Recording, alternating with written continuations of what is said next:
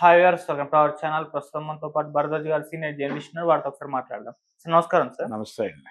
Sir, తిరుపతిలో తొక్కిసలాట జరగడం, 6 చనిపోవడం, కొంతమంది హెల్త్ ఇష్యూ అంటే గాయాలతో ఉన్నారు సార్. ఇప్పుడు ఇదంతా కూడా దేశవ్యాప్తంగా చర్చనీయాంశంగా మారిపోయింది. ఇక్కడ ప్రభుత్వ వైఫల్యం కనిపిస్తుందని చెప్పేసి వైసీపీ వాళ్ళు విమర్శలు చేస్తున్నారు. అసలు ఏం జరిగింది అక్కడ? తొక్కిసలాట ఏ విధంగా జరిగింది? ఎవరి వైఫల్యం ఉంది? మీరేం చెప్తారు సార్? అంటే టెక్నికల్‌గా ఒక చిన్న ప్రాబ్లమ్ జరిగింది అనేది ఆయన చెప్తున్నాడు. తహసీల్దార్ జయరామయ్య స్టేట్మెంట్ ఏంటంటే కంప్లెయింట్ ఇచ్చింది ఆయనే మొదట.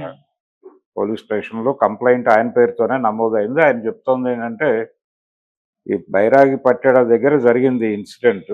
ఓకే. ఇక్కడ యాక్చువల్‌గా ఈ సర్వదర్శనం అనేది గురువారం నుంచి మొదలవుతుంది. ఈ మొదలయ్యే వైకుంఠ ద్వార దర్శనం ఇది చాలా ప్రతి ఒక్కరికి అందులో పాల్గొనాలి, ఆ వైకుంఠ ద్వార దర్శనం చూడాలి అనేటువంటిది ఒక నమ్మకం. అది చూడటం ద్వారా ఏదో కొంత మేలు జరుగుతుంది, పుణ్యం వస్తుంది, ఇలాంటివేవో ఉంటాయి కదా! ఆ ప్రకారం టీటీడీ దాదాపుగా 90 కౌంటర్లు పెట్టారు అనేది చెప్తున్నారు గానీ, నిజానికి ప్రతి ప్రాంతంలోనూ ఉన్నటువంటి టీటీడీ కళ్యాణ మండపాలు ఉన్నాయి చాలా చోట్ల. ఆ టీటీడీ కళ్యాణ మండపాల్లో కూడా ఈ టోకెన్లు విక్రయ కార్యక్రమం నడిచింది. అంటే తిరుమల దాకా వెళ్లకుండానే టికెట్లు కొనుగోలు చేయవచ్చు. విజయవాడ ఉంది, విజయవాడలో ఒక టీటీడీ కళ్యాణ మండపం ఉంది, అక్కడ టీటీడీ ఆఫీస్ ఉంది, హైదరాబాద్లో ఉంది. ఇలా చాలా ఊళ్ళల్లో టీటీడీ కౌంటర్స్ ఉన్నాయి. ఈ కౌంటర్స్ నుంచి కూడా తీసుకుని ప్రశాంతంగా వెళ్ళొచ్చు. కానీ దీనికి విపరీతమైన రష్ ఏర్పడింది అక్కడ. ఏర్పడినప్పుడు ఈ ఆల్రెడీ క్యూ లైన్లో ఉన్నటువంటి ఒక అమ్మాయి కాదు, ఒక ఏజ్డ్ మహిళ, ఒక వృద్ధ మహిళకి ఆవిడకి శ్వాస అందని పరిస్థితి ఉండటంతో ఆవిడ్ని బయటకు తీసుకురావడం కోసం ఒక డోర్ ఓపెన్ చేశారు. ఆ డోరు తమ కోసమే ఓపెన్ చేశారని బయట ఉన్నటువంటి భక్తులు అనుకుని లోపలికి ప్రవేశించారు. ఈవిడ్ని బయటకు తీసుకెళ్తున్నామనే స్పృహలో ఉండి ఈ గేటు దగ్గర భద్రత ఏర్పాట్లు జరగలేదు సరిగా.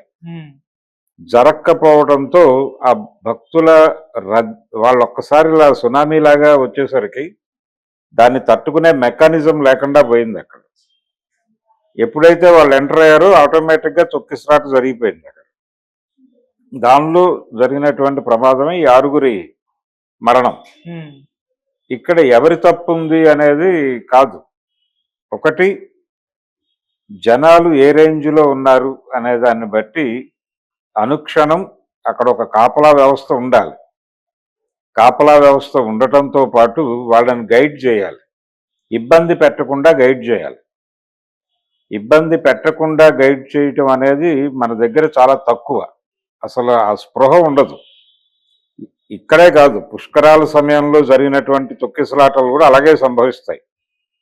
చంద్రబాబు నాయుడు గారు గతంలో ముఖ్యమంత్రిగా ఉన్న రోజుల్లో గోదావరి పుష్కరాల సందర్భంగా జరిగిన తొక్కిసలాటలో చాలా మంది కన్నుమూయటం మనకు తెలుసు. అలాగే నిన్న జరిగినటువంటి తొక్కిసలాటకు కూడా నిజానికి అక్కడ జరిగిన సన్నివేశం ప్రకారం మా బాధ్యత లేదని ప్రభుత్వం చెప్తోంది. కానీ అంటే మేము ఇటు నుంచి బయటకు తీసుకెళ్ళటం కోసం డోర్ ఓపెన్ చేసామని చెప్తున్నారు వీళ్ళు. ఆ విషయం వాళ్ళకి కన్వే కావాలి కదా, బయట ఉన్నటువంటి భక్తులకి కన్వే అవ్వాలి. భక్తులు ఇటువైపు రాకుండా ముందు ఒక ఏర్పాటు ఉండాలి. ప్రతి చోట కూడా ఎవరైనా క్యూ లైన్లో ఇబ్బందుల్లో ఉంటే ముతక చాలా మంది వెడతారు దైవ దర్శనం కోసం. వెళ్ళినప్పుడు ఏదైనా జరగచ్చు. అక్కడ క్యూ లైన్లో చాలా సుదీర్ఘమైన క్యూ లైన్స్ ఉంటాయి. ఈ క్యూ లైన్లో ఎప్పుడు ఎవరికి ఏ ఇబ్బంది వచ్చినా ఇమ్మీడియట్గా రెస్క్యూ టీం వాళ్ళని అటెండ్ అయ్యి వాళ్ళని బయటకు తీసుకురావడానికి ఒక వెసులుబాటు ఉండేలాగా అక్కడ వ్యవస్థ ఉండాలి. క్యూ లైన్లకి ఎప్పటికప్పుడు యాక్సెస్ ఉండాలి. ప్యారలల్గా ఇప్పుడు ఒక క్యూ లైన్ ఉంది, దానికి ప్యారలల్గా మీరు ఇంకొక ఏర్పాటు చేసుకోండి ఇమ్మీడియట్గా అటెండ్ అవటానికి. అటువంటిది లేదు అక్కడ, అటువంటి మెకానిజం లేదు. లేకపోవడం ఒక కారణం అయితే, రెండో కారణం ఏంటంటే ఇంతమంది క్రౌడ్ ఉన్నప్పుడు వీళ్ళని ఏ క్షణమైనా సరే ఏ ప్రమాదం అయినా వాటిల్లుతుంది. కాబట్టి వాళ్ళని కంట్రోల్ చేయడానికి ఒక భద్రతా వలయం ఉండాలి అనేది కూడా వాళ్ళు ముందుగా అనుకోవాలి. మేము అనుకోలేదు అంటే కుదరదు. అంటే ఇది అనుకోకుండా జరిగినటువంటి ప్రమాదం అన్నట్టుగా మాట్లాడుతున్నారు. అనుకోకుండా ప్రమాదాలు జరగవు. ప్రమాదం జరుగుతుందని మీరు అనుకోవాలి. ఎందుకంటే అక్కడ పబ్లిక్ ఉన్నారు, విపరీతమైన రష్ ఉంది. ఆ రష్ ఉన్నప్పుడు మీరు ముందుగా వాళ్ళని కంట్రోల్లోకి తీసుకుని అప్పుడు మీరు డోర్ ఓపెన్ చేసి ఆవిడని తీసుకెళ్ళి ఈ డోర్ క్లోజ్ చేసి మళ్ళీ అక్కడ డోర్ క్లోజ్ చేస్తారా తీస్తారా అనే దాంతో సంబంధం లేదు. అక్కడ అంతమంది జనాలు ఉన్నప్పుడు ఏం జరగడానికైనా అవకాశం ఉంటుందని మీరు అనుకోవాలి. అనుకుని వాళ్ళని కట్టడి చేయడానికి ఒక వ్యవస్థను పెట్టాలి. ఇప్పుడు గతంలో సినిమా హాళ్ళ దగ్గర క్యూ లైన్లో కొట్టుకునేటప్పుడు పోలీసులు ఉండేవాళ్ళు. అక్కడ వెళ్ళి పోలీసులను పిలుచుకొచ్చి అక్కడ నుంచోబెట్టేవాళ్ళు. లేకపోతే థియేటర్ స్టాఫే నిలబడేది. నిలబడి కంట్రోల్ చేసేవాళ్ళు కొద్ది మేరకు. అది కూడా కొద్ది మేరకే. ఇంత కంట్రోల్ ఉన్నప్పుడు కూడా తొక్కిసలాటలు జరిగి చనిపోయేవాళ్ళు. ఎక్కువ మంది భక్తులు కానీ లేకపోతే ఎక్కువ మంది ప్రేక్షకులు కానీ ఎక్కడైనా గుమిగూడితే అనివార్యంగా తొక్కిసలాటలు జరుగుతాయి. మనం సినిమా హాళ్ళ గేట్ల దగ్గర అలా పట్టుకుని ఊగుతూ ఉండేవాళ్ళు. ఏ క్షణంలో ఆ గేట్లు పగిలిపోతాయో అనే పరిస్థితి. కొన్నిసార్లు పగిలిపోయేవి కూడా. అలాంటి ఒక వేవ్ ఉంటుంది, ఒక మాస్ హిస్టీరియా ఉంటుంది అక్కడ. అది ఉన్నప్పుడు దాన్ని కంట్రోల్ చేయటం అంత ఈజీ కాదు. వాళ్ళందరూ ఒక్కటి అనుకుని ఒక్కసారిగా అలా ముందుకు కదులుతారు. కదిలినప్పుడు వాళ్ళని కంట్రోల్ చేసే మెకానిజం లేకపోతే మాత్రం ప్రమాదం. ఇది ఊహించాలి ముందే. ఊహించకపోవడం అనేది ప్రభుత్వ వైఫల్యం. అందువలన జరిగింది. ప్రభుత్వం అంటే టీటీడీ వైఫల్యం. దాన్ని టీటీడీ వైఫల్యంగా చూపించాల్సిన అవసరం లేదు అని చింతామోహన్ లాంటి వాళ్ళు మాట్లాడుతున్నారు. కానీ ఉంది అక్కడ బాధ్యత ఖచ్చితంగా టీటీడీ వహించాల్సినటువంటి అవసరం ఉంటుంది. భక్తుల భద్రత అనేది మీ బాధ్యత. భక్తులు భద్రంగా దైవ దర్శనం చేసుకుని తిరిగి వాళ్ళు సురక్షితంగా వారి వారి ప్రాంతాలకు వెళ్ళేంత వరకు టీటీడీదే బాధ్యత. అంటే అక్కడి నుంచి కిందకి వెళ్ళి వాళ్ళు బస్సులు ఎక్కేసి వెళ్ళిపోయే వరకు, ఆ కొండ దిగి వెళ్ళే వరకు మీదే బాధ్యత. అందుకని ఇది చేయవలసింది ఏంటంటే వీళ్ళు ఊహించాలి ముందే. క్రౌడ్ అర్థమవుతుంది కదా, కళ్ళతో చూస్తున్నారుగా అందరూ. ఇంత క్రౌడ్ ఉంది, దీనికి మనం ఒక భద్రత కల్పించాలి వీళ్ళకి అని వాళ్ళని కంపార్ట్మెంట్లుగా చేర్చాలి. చాలా చోట్ల కౌంటర్లోనే ఈ కౌంటర్ దగ్గర ఎక్కువ మంది జనం ఉన్నారు, క్రౌడ్. ఈ క్రౌడ్ని మేము కంట్రోల్ చేయలేకపోయాం అనేది తప్పుడు మాట. అది కరెక్ట్ కాదు ఎవరు చెప్పినప్పటికీ. మేము ఇందుకు తలుపు తెరిచామని జయరామయ్య లాంటి వాడు చెప్పినా కరెక్ట్ కాదు. మీ ఉద్దేశం మంచిదే కావచ్చు, కానీ మాస్ మూమెంట్ ఎలా ఉంటుందనేది ప్రిడిక్టబుల్ కాదు. వాళ్ళందరూ ఈ విషయాన్ని అర్థం చేసుకుంటారు అనుకోవడం భ్రమ. వాళ్ళ బ్రెయిన్లో ఒక ఆతృత ఉంటుంది. ఎప్పుడు తలుపులు తెరిస్తే అప్పుడు లోపలికి వెళ్ళిపోయి ముందుగా టికెట్ తీసుకున్న వాడికే, ముందుగా టోకెన్ తీసుకున్న వాడికే అదృష్టం దొరుకుతుంది. ఈ వైకుంఠ ద్వార దర్శనం జరిగితే మన జీవితాల్లో ఏవేవో మిరకల్స్ జరుగుతాయి, ఇలాంటి ఏవో రకరకాల అభిప్రాయాలు ఉంటాయి. ఈ అభిప్రాయాలు డ్రైవ్ చేస్తూ ఉంటాయి వీళ్ళని నిరంతరం దైవం వైపు. వాళ్ళ మూడ్ వేరేగా ఉంటుంది. ఇప్పుడు సినిమా థియేటర్కి వచ్చినప్పుడు వాళ్ళు ఇంకేమీ ఆలోచించరు, సినిమా మీదే ఫోకస్ ఉంటుంది. సినిమా ఈ షో చూస్తున్నామా లేదా అన్నదే క్రైటీరియా. అలాగే ఇక్కడ కూడా ఆ వైకుంఠ ద్వార దర్శనం వ్యవహారంలో మనం పాల్గొంటున్నామా లేదా, పాల్గొనటం కోసం ఏం చేయడానికైనా సిద్ధమైపోతారు ఆ టైంలో. ఇది మాస్ మూమెంట్కి ఉండేటువంటి ఒక మాస్ సైకాలజీ. దాన్ని నువ్వు అర్థం చేసుకొని వ్యవహరించాలి. వ్యవహరించకపోవడం ఖచ్చితంగా తన బాధ్యతగా టీటీడీ బహిరంగంగా అంగీకరించాలి. అంగీకరించి బహిరంగ క్షమాపణ చెప్పాలి. ఆ 6 ఎవరైతే చనిపోయారో వాళ్ళ కుటుంబాల బాధ్యత టీటీడీ స్వీకరించాల్సి ఉంటుంది. అలాగే ఇతర అంశాలకు సంబంధించి, భద్రతాపరమైనటువంటి అంశాలకు సంబంధించి ఇప్పటికైనా సరే, ఈ అనుభవం నుంచి అయినా సరే, మీరు చెప్తోంది ఏంటి, క్యూ లైన్లో ఒకళ్ళకి ఇబ్బంది కలిగితే వాళ్ళని బయటకు తీసుకురావడానికి మేము తిప్పలు పడ్డామని. ఎందుకు తిప్పలు పడాలి? తిప్పలు పడకుండా మీరు ఆల్టర్నేటివ్ ఏర్పాటు చేసుకోండి. ప్రతి చోట మీరు అటెండ్ అయ్యేలాగా ప్రతి క్యూ లైన్కి ప్యారలల్గా ఒకటి వదిలేయండి. దాని తర్వాతది పెట్టండి, దాని తర్వాత వదిలిపెట్టండి, దాని తర్వాతది పెట్టుకోండి. ఆల్టర్నేటివ్గా పెట్టుకొని ఒకటి ఫ్రీగా యాక్సెస్ ఉండేటట్టు మీరు క్రియేట్ చేసుకోండి. దానిలోకి కేవలం సిబ్బంది మాత్రమే వెళ్ళేటట్టు. ఇప్పుడు బలానా చోట ఇబ్బంది ఉందనగానే వాళ్ళు ఏదో ఒక ఇది నొక్కుతారు, ఒక మీటర్ నొక్కుతారు, అది మోగుతుంది.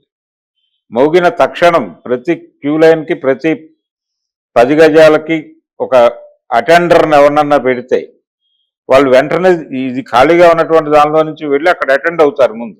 ఓకే.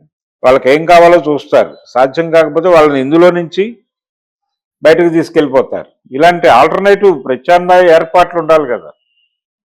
అంత పెద్ద వ్యవస్థ, అన్ని డబ్బులు వస్తున్నాయి, అక్కడ అన్ని రకాల సౌకర్యాలు కల్పిస్తున్నామని చెప్తున్నారు. క్యూ లైన్లోకి యాక్సెస్ ఎలా కల్పించుకోవాలి మనం అనేది ఆలోచించాలిగా. ఇంతకాలం ఇన్ని సంవత్సరాల నుంచి నడుస్తోంది అక్కడ. ఎప్పటికప్పుడు ఆ క్యూ లైన్లో ఉన్న వాళ్ళు నానా కష్టాలు పడి వెళ్ళిపోవటం తప్ప, అటు వెళ్తే ముందుకెళ్తే దేవుడి దయ వల్ల బతికి బయటపడ్డామని అనుకోవడం తప్ప, మీరు భక్తులు హాయిగా దర్శనం చేసుకుని వెళ్ళటానికి తగినటువంటి వెసులుబాటు డిజైన్ చేయటం అనేది మీ అవసరం. ఇది భక్తుల ఉన్మాదం వలన జరిగింది అనే మాట ఒకటి వినిపిస్తోంది. అది కూడా కరెక్ట్ కాదు. భక్తులు అలాగే ఉంటారు. భక్తులు అలా ఉంటారని మీకు తెలియాలి ముందు. భక్త్యావేశము అనేది ఒక ప్రత్యేకమైనటువంటి పరిస్థితి. ఆ స్థితిలో ఉంటారు వాళ్ళు. ఆ స్థితిలో ఉన్నవాళ్లే భక్తులు అవుతారు. సంయమనంతో ఆలోచించేవాడు ఈ రోజు ఎట్టి పరిస్థితుల్లోనూ వైకుంఠ ద్వార దర్శనం చేసుకోవాలని అనుకోడు కదా. అనుకోవడం వల్ల అలా అనుకునేలాగా డిజైన్ చేసింది మీరే కదా. ప్రపంచానికి ఇది ఆ రోజు చాలా ఆస్పీషియస్ డే అని, ఈ రోజున గనక దర్శనం చేసుకుంటే అది జీవితంలో ఏదో జరిగిపోతుందని, ఇది చాలా పవిత్రమైనటువంటి వ్యవహారం అని మీరే కదా ఇంజెక్ట్ చేసింది రకరకాల మాధ్యమాల ద్వారా. దాంతో అది నిజమని నమ్మి వచ్చారు వాళ్ళు. వచ్చిన వాళ్ళని అలా చేస్తే అలాగే మీరు భద్రంగా చూసుకోవాలి కదా. అందుకని ఖచ్చితంగా టీటీడీ ఒక బహిరంగ క్షమాపణ చెప్పాలి, బహిరంగంగా ఒక శ్వేతపత్రం విడుదల చేయాలి, నిర్మోహమాటంగా కన్ఫెస్ అవ్వాల్సిన అవసరం ఉంది. జరిగిన లోపంలో అంటే ఈ లోపం జరగటం వెనకాల తమ పాత్ర ఖచ్చితంగా ఉందని అంగీకరించాలి. ఎవరి మీదో నెట్టడం కాదు. గత ప్రభుత్వాలు ఉన్నాయా, చేశాయా? మీ ప్రభుత్వం కూడా చేసింది గతంలో, అంతకు ముందు చేసింది. తెలుగుదేశం లీడ్ చేస్తోంది ఇప్పుడు కూటమి. ఇదే కూటమి ప్రభుత్వం 2014లో కూడా ఉంది. ఎప్పుడైనా ఆల్టర్నేటివ్ ప్లాన్స్ ఆలోచించారా? చాలా ఊళ్ళల్లో మనకి ఆల్టర్నేటివ్ మెకానిజం ఆలోచన ఉండదు. ఒక ప్రధాన రహదారి ఉంటుంది. ప్రతి ప్రధాన రహదారికి 2-3 ప్యారలల్ రూట్స్ ఉండాలి. ఉన్నప్పుడు ఏంటంటే ఇక్కడ ప్రెజర్ ఎక్కువ అయినప్పుడు అటు డైవర్షన్ అయిపోవడానికి ఈజీగా ఉంటుంది. అటువంటి ప్లానింగ్ లేదు మన సిటీస్లోనే లేదు ఆ ప్లానింగ్. కాబట్టి జనాన్ని ఎలా మేనేజ్ చేయాలి, ఎలా హ్యాండిల్ చేయాలి పబ్లిక్ని అనే విషయంలో మనం ఇప్పటికీ పొరపాట్లు చేస్తూనే ఉన్నాం. ఆ పొరపాట్ల ఫలితమే ఈ తొక్కిసలాట్లు. అది తిరుమల గుడి కావచ్చు, సంజయ్ థియేటర్ ఇన్సిడెంట్ కావచ్చు. అక్కడున్న స్పేస్ ఏమిటి, అక్కడ పట్టేటువంటి జనాలు ఏంటి, ఒకవేళ అంతకంటే ఎక్కువ మంది వస్తే వాళ్ళని ఎలా హ్యాండిల్ చేయాలి, ఎలా డైవర్ట్ చేయాలి అనే దానికి సంబంధించిన ప్రాపర్ ప్లాను, అవగాహన లేకపోవడం వల్లనే సంజయ్ థియేటర్ ఇన్సిడెంట్ జరిగింది. ఇక్కడ కూడా అదే జరిగింది. ఇక్కడ కూడా వచ్చిన జనాలని ఎలా హ్యాండిల్ చేయాలి అనేది ముందస్తు ప్లాన్ లేకపోవడం వలన వాళ్ళు వచ్చిన తర్వాతనే ఇమ్మీడియట్గా మీరు ఏర్పాటు చేసుకోవాలి, కోఆర్డినేట్ చేసుకోవాలి. పోలీసులతో వాళ్ళతో కోఆర్డినేట్ చేసుకుని మీరు రంగంలోకి దిగి మీరు అసలు అక్కడ ఉద్యోగాలు చేస్తోందే భక్తుల కోసం, భగవంతుడి కోసం మాత్రమే కాదు, భక్తుల భద్రత కూడా మీ బాధ్యత. తిరుమలలో అడుగుపెట్టిన ప్రతి భక్తుడి బాధ్యత టీటీడీదే. ఆ బాధ్యత విషయంలో తప్పు జరిగింది, దీన్ని కన్ఫెస్ అయి తీరాలి వాళ్ళు. ఏ మాటలు మాట్లాడినా కుదరదు. ఖచ్చితంగా నైతిక బాధ్యత వహించి టీటీడీ దీనికి సమాధానం చెప్పి భవిష్యత్తులో ఇలాంటివి జరగకుండా ప్రత్యామ్నాయ ఏర్పాట్లు ఏం చేస్తున్నాం అనే దానికి సంబంధించి ఒక యాక్షన్ ప్లాన్ ఒకటి ప్రకటించాలి. అది ప్రకటించకపోవడం చాలా తప్పు. ఇప్పటికైనా జరగాలి, ఇప్పటికైనా ఒక ప్రత్యామ్నాయ కార్యక్రమం జరగాలి. ఇలాంటివి జరిగినప్పుడు వాళ్ళు ఆల్రెడీ ఎక్కడికక్కడ కౌంటర్లు పెట్టి అమ్మేస్తున్నాం టికెట్లు అని చెప్తున్నారు, బానే ఉంది. ఒకవేళ జనాలు అక్కడికి పోటెత్తితే ఏం చేయాలి అనే దానికి సంబంధించి కూడా ఒక పార్లల్ వ్యవస్థ ఉండాలి. మీకు ఎక్కువ మంది జనాలు ఉన్నారు, ఇమ్మీడియట్ గా 10 కౌంటర్లు ఆ ఏరియాలోనే ఓపెన్ చేయి, డైవర్ట్ చేయి ముందు జనాల్ని. బాబు అక్కడ కౌంటర్ ఉందా, అటు వెళ్ళిపోండి, మీరు ఇటు వెళ్ళిపోండి, ఇటు వెళ్ళిపోండి అని డైవర్ట్ చేసేయండి. అప్పుడు పలచబడిపోతారు కదా జనాలు. అదైనా జరగాలి. లేదు వాళ్ళందరినీ కంట్రోల్ చేసే ఒక భద్రతాపరమైనటువంటి మెకానిజం అయినా ఉండాలి. ఇవేవీ లేకుండా మీరు అక్కడ కూర్చుని మేము ఒక అందుకు తలుపు తెరిస్తే వాళ్ళు ఒక అందుకు ప్రవేశించారు, అది వాళ్ళ తప్పు అంటే ఎలా కుదురుతుంది? అది ఖచ్చితంగా టీటీడీ తీసుకోవాల్సినటువంటి వ్యవహారం. అంతకు మించి వేరే ప్రశ్నే లేదు దానికి. ఓకే. No excuse. ఓకే. వాళ్ళని క్షమించడం అనేది కుదిరే పని కాదు. ఖచ్చితంగా టీటీడీ బాధ్యత తీసుకోవాలి. రెస్పాన్సిబిలిటీ వాళ్ళది, ఇంకెవరికి సంబంధం లేదు. Okay sir. వాళ్ళు అలా వ్యవహరిస్తున్నందుకు గాను ప్రభుత్వం అలాగే దేవాదాయ శాఖ వీళ్ళందరూ కూడా ఇప్పుడు దృష్టి పెట్టి అక్కడ ప్రక్షాళన కార్యక్రమాలు చేపట్టాలి. ఎవరెవరు ఉన్నారు అక్కడ, ఏ పొజిషన్లో ఉన్నారు, మానిటరింగ్ వ్యవస్థ ఎవరు చేస్తున్నారు, ఆ మానిటరింగ్ వ్యవస్థ ఎక్కడ విఫలమైంది, దీని మీద ఒక సమగ్రమైన దర్యాప్తు జరగవలసిన అవసరం ఉంది. ఈ దర్యాప్తు పూర్తయ్యే వరకు అక్కడ విధుల్లో ఉన్నటువంటి వాళ్ళందరినీ కూడా సస్పెన్షన్లో పెట్టాల్సిన అవసరం ఉంది. వాళ్ళని సస్పెన్షన్లో పెట్టి దర్యాప్తు జరిపి ఒకవేళ నేరం జరిగిందని నిర్ధారణ అయితే ఖచ్చితంగా కేసులు పెట్టాల్సి ఉంటుంది. వాళ్ళ మీద హత్యా నేరం పెట్టినా తప్పు లేదు. హత్యా నేరం 302 కింద కేసులు ఫైల్ చేసి లోపలేస్తే తప్ప వీళ్ళకి ఆలోచనలు రావు. ప్రభుత్వం కూడా దీనికి బాధ్యత వహించాల్సి ఉంటుంది. బాధ్యత వహించి ఖచ్చితంగా ఆల్టర్నేటివ్ ప్రోగ్రామ్స్ చేయాలి. భక్తులు ప్రశాంతమైన వాతావరణంలో దైవాన్ని దర్శించుకుని బయటకు వెళ్ళడానికి ఏం చేయాలో భక్తుల నుంచి కూడా కొంతమందిని పిలిచి కూర్చోబెట్టి మాట్లాడి వాళ్ళు ఏం కోరుకుంటున్నారు, ఏం అకామిడేట్ చేయాలి అనేది చర్చించి జరగాలి. ఓకే. అది జరిగినప్పుడు మాత్రమే ఇలాంటి సంఘటనలు పునరావృతం కాకుండా ఉంటాయి. అప్పటి వరకు ఇవి జరుగుతూనే ఉంటాయి. ఓకే. ఇప్పుడు మనం ఈ తిరుమలలో జరిగినటువంటి తొక్కిసలాట, 6 మరణము, టీటీడీ వైఫల్యము గురించి మాట్లాడుకున్నాం. ఇదే పరిస్థితి గనక నిజానికి ఇప్పుడు బయట వస్తున్నటువంటి రియాక్షన్స్ ఇవన్నీ చూస్తున్నాం మనం, చాలా తక్కువగా ఉంది. ఎవరైనా కొంచెం సీరియస్గా రియాక్ట్ అయితే వాళ్ళ మీద ఎదురుదాడి జరిగేటువంటి పరిస్థితి కూడా కనిపిస్తోంది. ఇదే ప్రమాదం ఇలాగే గనక గత ప్రభుత్వంలో జరిగి ఉంటే, జగన్మోహన్ రెడ్డి ముఖ్యమంత్రిగా ఉండగా ఇలాంటి సంఘటన జరిగి ఉంటే పరిస్థితి ఇలా ఉండేది కాదు. హిందూ శక్తులు ఒక్కసారి అతని మీద బీభత్సమైనటువంటి స్థాయిలో దాడి చేశాయి. దాడి చేసి ప్రభుత్వాన్ని తలకిందులు చేయటం కాదు, అసలు ప్రభుత్వాన్ని బర్తరఫ్ చేయాలనేటువంటి డిమాండ్తో ఊగిపోయేటువంటి పరిస్థితి ఉండేది. కానీ ఆ కండిషన్ ఇప్పుడు కనిపించట్లా. ఎందుకు కనిపించటం లేదు అనేది ఎవరికి వారికి అర్థమయ్యే విషయమే. అంటే ఇక్కడ ప్రభుత్వంలో బీజేపీ కలిసి ఉండటం అదొక కారణం మాత్రమే కాదు, ఒక ప్రోగ్రామ్గా వాళ్ళు జగన్మోహన్ రెడ్డి మీద మతపరమైనటువంటి వివక్ష చూపించటం వలన కూడా అతన్ని నిరంతరం అతన్ని జనంలో ఒక టాపిక్గా మార్చారు. అది కూడా పర్టికులర్గా హిందూ దేవీ దేవతలకు సంబంధించి ఆయన నాన్ సీరియస్గా ఉంటాడు అనేటువంటిది ఒక అండర్ కరెంట్లో ఒక అభిప్రాయం నిరంతరం ప్రసారం చేయటం వలన ఈ ప్రమాదం అప్పుడు జరుగుంటే రియాక్షన్ చాలా వైలెంట్గా ఉండుండేది. అందుకని ఒక రకంగా జగన్మోహన్ రెడ్డి చాలా అదృష్టవంతుడు. ఇప్పుడు కూడా చాలా సంయమనంతో మాట్లాడుతున్నాడు. ఆయన ఎక్కడ ఓవర్ స్టేట్మెంట్కి వెళ్ళట్లేదు.